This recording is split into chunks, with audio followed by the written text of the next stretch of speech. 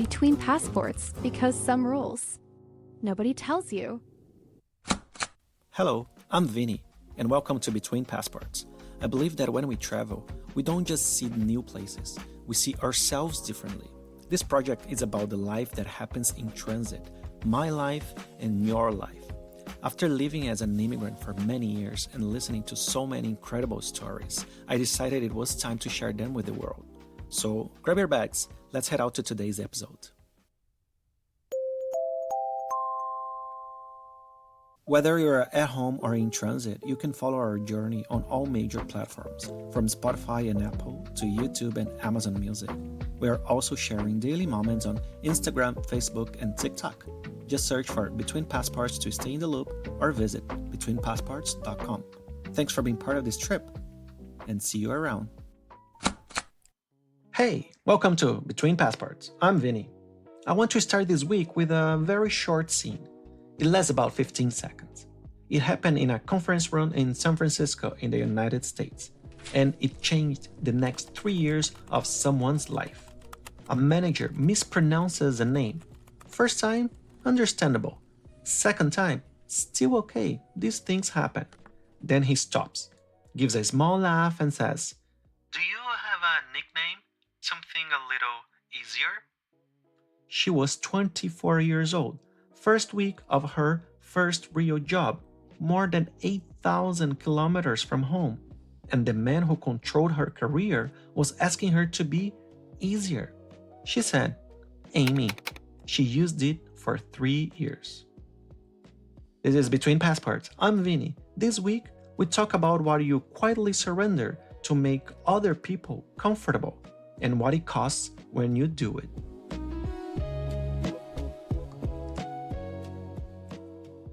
Her name is Mei-Lin. In Mandarin, Mei means beautiful. Lin means forest or jade, depending on the character. Her grandmother chose it. Sat with it for days before Mei-Lin was born, turning the characters over, thinking about who this child might become. It is not a complicated name. 2 syllables, Mei-Lin. The English language contains the word mailbox. It contains mainland. It contains mayonnaise. The sounds are there. The mouth already knows how to make them. Mei-Lin grew up in Chengdu. Excellent student, math specifically. She got a scholarship, moved to San Francisco at 23, finished her master's in a year, spent the next year doing everything right. Internships, networking, all of it. When she got the job, she called her mother first. Her mother cried. The good kind. First day, conference room, manager, name badge said Mei-Lin in her own handwriting. He looked at it, tried once, got it close but not quite. Tried again, got it wrong in a different way. Small laugh, apologetic smile. Do you have a nickname? Something a little easier? She had a decision to make in under 3 seconds, and the decision she made, for entirely logical reasons in an impossible situation, would follow her for 3 years. She said it in under 3 seconds. Amy. Not a name she had ever used, not a nickname from home, not anything. Just a name she pulled from the air because it was short and clean and required zero adjustment from anyone in the room. Her manager said, "Great, Amy it is," and moved on, and Mei-Lin sat there thinking, who is Amy? Amy is frictionless. Amy doesn't ask anyone to slow down or try again. Amy is the path of the least resistance dressed up as a person. She told me the calculation was instant, not even conscious, really. She said, "I needed this job. I needed him to see me as capable, as easy to work with, as someone who fits here. In that moment, correcting him felt like the wrong move, like I was starting my career by making my manager uncomfortable in the first 5 minutes. So I didn't correct him. I gave him what he was asking for." That is not a character flaw. That is a 24-year-old doing math in real time in a room where she held almost none of the power. But here's what I want you to hold on to, and I want to stay on this word for a second. Something a little easier. Easier for whom? Her name is 2 syllables. The sounds exist in English. The only thing standing between her manager and her actual name was 30 seconds of effort, and he didn't want to spend them. He asked her to move instead, and she moved. And she kept moving for 3 years without ever deciding to. 3 years of Amy. 3 years of her email signature saying Amy. 3 years of introductions. Hi, I am Amy. While the back of her mind registered, that is not my name. 3 years of colleagues who had no idea that the person that they knew had a different name entirely, one her grandmother had chosen with care. She told me it became automatic, and that's the part she finds hardest to explain. Not that she used it, but that she got used to it. That a name she invented in 3 seconds became, over time, the professional version of herself. The one she put forward in every meeting, every presentation, every email to a client. Her family still calls her Mei-Lin. Her friends from Chengdu still call her Mei-Lin. WhatsApp was Mei-Lin. Home was Mei-Lin. Amy was for work. Amy was the cost of being taken seriously. And this is where I want to stop and ask you something. Because I asked Mei-Lin this question, and her answer surprised me. If you were 24, first real job, first week, your manager mispronounces your name and asks, with a smile, without malice, do you have something easier? What do you say? Be honest. Drop it in the comments because I think most of us know exactly what we would have said. And I think that matters. 3 years of Amy, and then on an ordinary Tuesday, a new hire asked her for words that unraveled the whole thing. She didn't see it coming. 3 years in, Mei-Lin was senior enough to onboard new hires. One Tuesday, she was training someone new, J1, Korean. First week, same nervous energy she had had 3 years earlier. She was walking him through the system, the internal tools, the way things work there. Professional, efficient. She was actually really good at this. Their manager walked past, glanced in.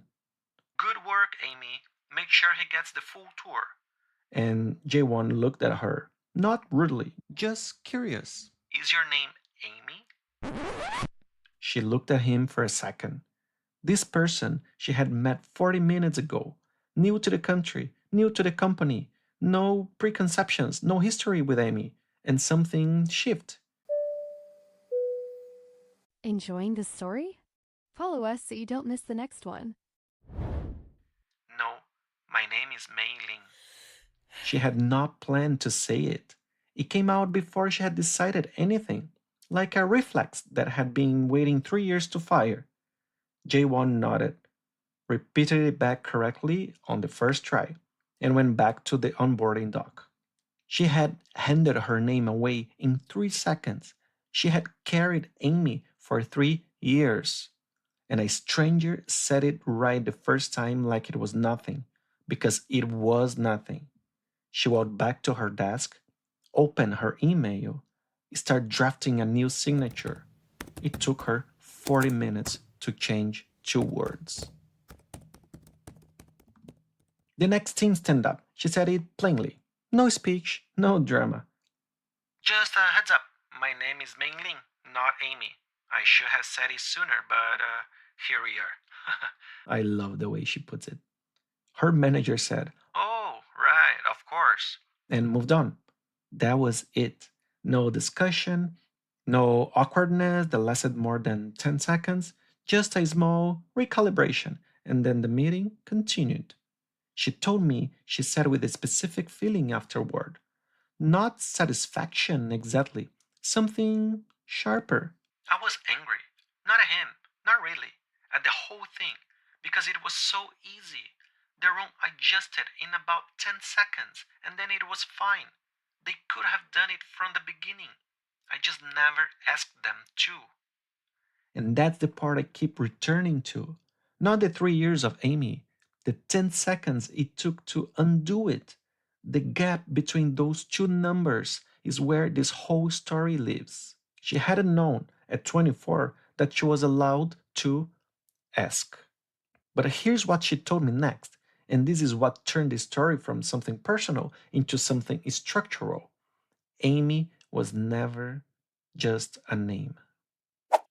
When I asked Mei-Lin to describe what 3 years of Amy actually felt like, not professionally, but personally, she thought for a moment and she said, "The name was the first thing, and once you give that away, it gets easier to give away the next thing. The volume of your laugh in a meeting, whether you say something directly or diplomatically, how much space you take up in a room. You tell yourself it's professionalism. You tell yourself you're just adapting, reading the culture, and some of it is actually true. But some of it is just making yourself smaller so nobody has to adjust." The name is not just a name, it is the first surrender, and surrenders have a way of not staying singular.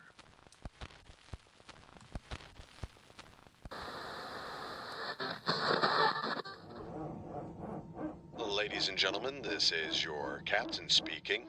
I want to put some numbers around what happened to Mei-Lin, because this is not an isolated story, it is a documented pattern.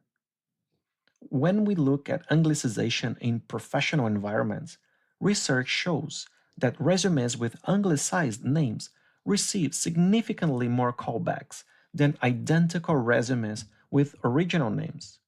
Workers with known Western names are more likely to be encouraged, directly or subtly, to adopt alternatives. Same person, same qualification, easier name equals more doors open. Now, think about what that means for a 24-year-old in a conference room in San Francisco. She wasn't being irrational. She was reading the room accurately. The room was telling her the truth about itself, and she responded accordingly. The polite version is code switching. The honest version is the system asked her to be smaller, so it didn't have to be bigger, and it dressed the ASCAP as a friendly suggestion. This is not about one manager who couldn't be bothered to try.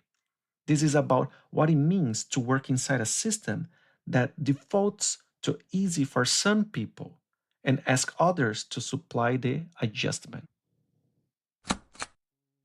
Mei-Lin goes by Mei-Lin now, everywhere, all the time, which between us is only fair. Her current manager, different company, different city, pronounced it correctly on the first try. It took him one attempt. She told me she almost cried the first time he said it. Not because it was extraordinary, because it was actually completely ordinary, the most normal thing. And she had spent 3 years treating her own name like a problem to be managed. Her grandmother, who is 81 and still lives in Chengdu, does not know any of this happened.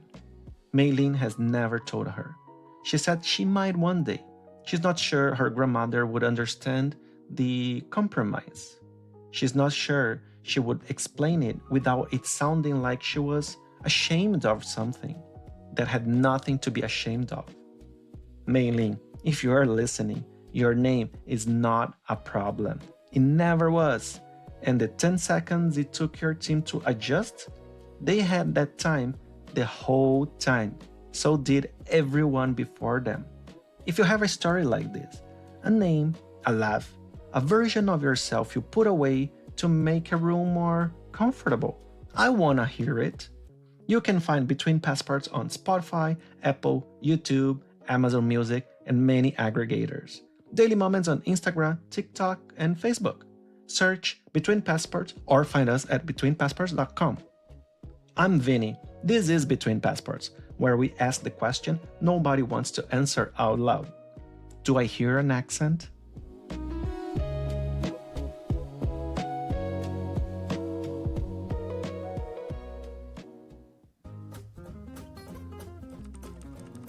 We are Between Passports. Glad you're here. Share your story at betweenpassports.com.